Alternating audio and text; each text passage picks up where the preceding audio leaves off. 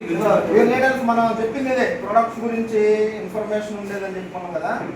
So bronze silver director అయిన పార్వతి గారికి మనం ఇది గిఫ్ట్గా ఇవ్వడం జరుగుతాం.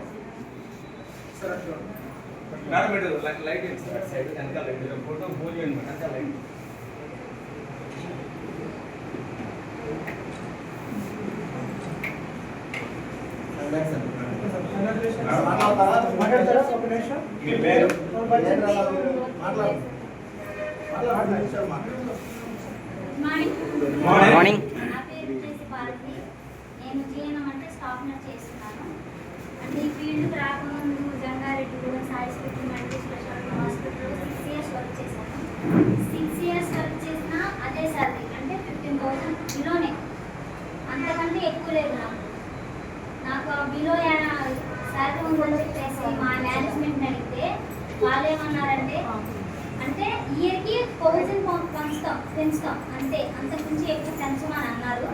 సరే అని చెప్పేసి 4-5 సార్లు అడిగినా కానీ అదే శాలరీ, అంటే నా సీనియర్కి అదే శాలరీ, నా జూనియర్కి అదే శాలరీ. అలాగని చెప్పేసి పదే అడుగుతున్నానని చెప్పేసి నా మీద ఒక, అంటే ఈ అమ్మాయి అసమాటలు అడుగుతుందని చెప్పేసి నన్ను ఏం చేశారంటే, ఒక పేషెంట్ ఎక్స్పైర్ అయితే ఈ ఎక్స్పైర్ అయ్యింది అని చెప్పేసి చూసి, అంటే ఎందుకు ఎక్స్పైర్ అయ్యారని చెప్పేసి ఆరదీగా ఆ రోజు డ్యూటీలో ఎవరున్నారని సీసీ కెమెరాలో చెక్ చేసి చూస్తే డ్యూటీలో నేనున్నా, కానీ నా డ్యూటీలో జరిగింది అయితే కాదు. నేను 8 to 4 డ్యూటీ, నా డ్యూటీ. కానీ ఆ ఎక్స్పైర్ అయిన పేషెంట్ డ్యూటీ అవర్స్ వచ్చేసి నా నెక్స్ట్ బ్యాచ్ వాళ్ళ డ్యూటీలో జరిగింది. అది ఏం చేశారంటే, పార్వతి సిస్టర్ ఉన్న డ్యూటీలో ఎక్స్పైర్ అయిందని చెప్పేసి నన్ను తీసేయడం జరిగింది.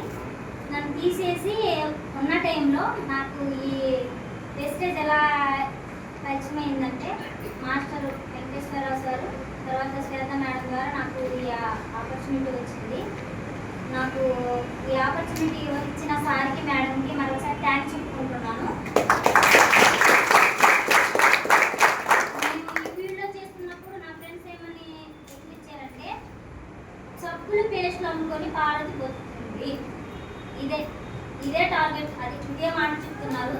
నా డ్రీమ్ వచ్చేసి ఏంటంటే, నేను ఒక కారు తీసుకొని అదే సాయి స్ఫూర్తి హాస్పిటల్కి వెళ్ళి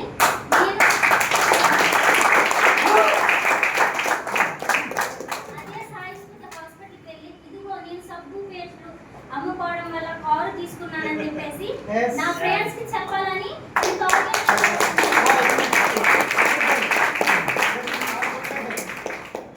ఆ టార్గెట్తోనే చేస్తున్నాను.